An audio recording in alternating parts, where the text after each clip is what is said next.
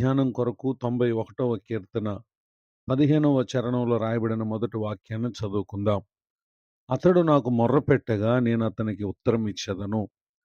చదవబడిన ఈ వాక్య భాగంలోని దీవెన నా ప్రియులకు మీరందరూ పొందుదురుగాక.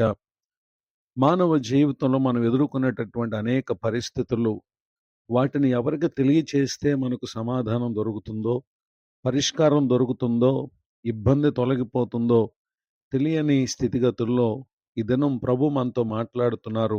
అతడు నాకు మొర్రపెట్టగా నేను అతనికి ఉత్తరం ఇచ్చేదను. ఎవరు ఈ అతడు అనంటే 91వ కీర్తన మొదటి చరణంలో రాయబడిన మాట. మహోన్నతిని చాటున నివసించువాడు, సర్వశక్తు నీడను విశ్రమించువాడు. ఇటు స్థితి కలిగినటువంటి వారు మొర్రపెట్టగా దేవుడు వారి మొర్ర ఆలకిస్తారు. అంత మాత్రమే కాక ఆయన వారికి జవాబిచ్చేటటువంటి దేవుడుగా ఉన్నారు.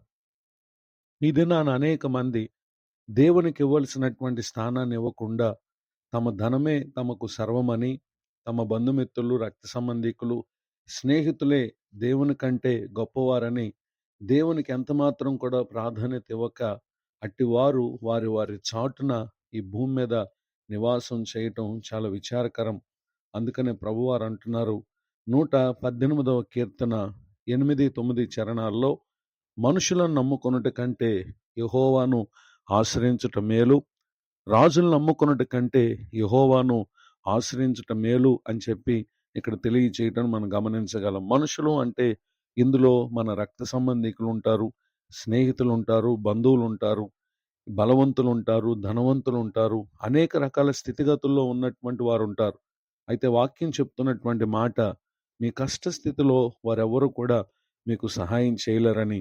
అంత మాత్రమే కాక 33వ కీర్తన 16, 17 చరణాల్లో రాయబడినటువంటి వాక్య భాగాల్లో, ఏ రాజును తన సేనా బలము చేత రక్షింపబడడు. నిజమే, ఒక రాజు తన సైన్యము తనకున్నటువంటి బలము ద్వారా, ఆ సైన్య బలము ద్వారా అతనికి కాపుదల ఉంది అని తలుస్తారు. కానీ ఎందరో రాజులు వారికి సేనా బలం ఉన్నప్పటికీ ఈ లోకంలో నశించిపోవటం గమనించగలం. రెండవదిగా, ఏ వీరుడును అధిక బలము చేత తప్పించుకొనడు అనేటటువంటి విషయాన్ని ఇక్కడ చూస్తున్నాం. అనగా కొందరు తమ బలాన్ని బట్టి, శక్తిని బట్టి తమను తాము తప్పించుకోగలరని తలస్తూ ఉంటారు. అట్టి వారిలో గొల్లియాతు తనను తాను తప్పించుకోగలను అనుకున్నాడు, కానీ ఒక చిన్న కార్యం చేత దావీదు గారి ద్వారా అతడు పడగొట్టబడ్డాడు. 17వ చరణంలో, రక్షించుటకు గుర్రము అక్కరకు రాదు. నిజమే, యుద్ధాలలో రాజులు అలానే సైనికులు గుర్రాలను ఉపయోగిస్తూ ఉంటారు. కానీ వాటిని నడిపేటటువంటి ఈ మనిషికి శ్రమ వచ్చినప్పుడు అవేమీ కూడా తమను కాపాడలేవు. అది దాని విశేష బలం చేత మనుషులను తప్పింపజాలదు అని చెప్పి ఇక్కడ తెలియచేయటం మనం గమనించగలం. 18వ చరణంలో, వారి ప్రాణమును మరణము నుండి తప్పించుటకును, కరువులో వారిని సజీవులనుగా కాపాడుటకును. 19వ చరణం, యెహోవా దృష్టి ఆయన యందు భయభక్తులు గల వారి మీదను, ఆయన కృప కొరకు కనిపెట్టు వారి మీద నిలుచుచున్నది అని చెప్పి ఇక్కడ తెలియచేయటం మనం గమనించగలం. మహోన్నతుని చాటున సర్వశక్తుని నీడను ఒక వ్యక్తి ఉండాలి అని అంటే అతడు దేవుని యందు భయభక్తులు కలిగి ఉండాలి. రెండవదిగా, ఆయన కృప కొరకు కనిపెట్టేటటువంటి వారుగా ఉండాలి.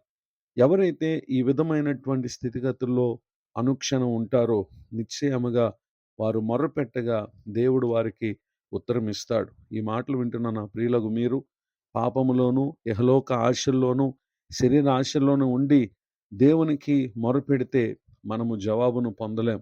వాటన్నిటిని విడిచిపెట్టి ప్రభు చాటునకు మనం వస్తే, ఆయన నీడకు మనం వస్తే నిశ్చయంగా ఎన్నో దీవెనలు ప్రభు మనకిస్తారు. తనకు మొరపెట్టగా ఆయన మనకు ఉత్తరం ఇచ్చేటటువంటి దేవుడుగా ఉన్నారు. ఇది మొదలుకొని మీ జీవిత దినాల్లో ప్రభువునొద్ద నుండి జవాబును పొందుటకు తగిన జీవితాన్ని జీవించచ్చు ఆయన మహాకృపలో మేలు పొందగలరని కోరుతూ ఈ మాటలు ముగిస్తున్నాను. ప్రార్థన. కృపగలిగిన మా తండ్రి, వందనాలు. నేడు విన్న ఈ మాటలు మా ప్రియుల ఆత్మకు మేలు కలుగునట్లుగా వారిని దీవించండి, బలపరచండి. మరి యొక్క నూతన సంవత్సర దయాకిరీటాన్ని ఈ దినం ఎవరైతే పొంది ఉన్నారో వారి నిశ్చయముగా వారి ఎడల మేలు కలుగు చేదురుగాక. దైవజనులను, వారి కుటుంబాన్ని, సేవా పరిచయం దీవించండి.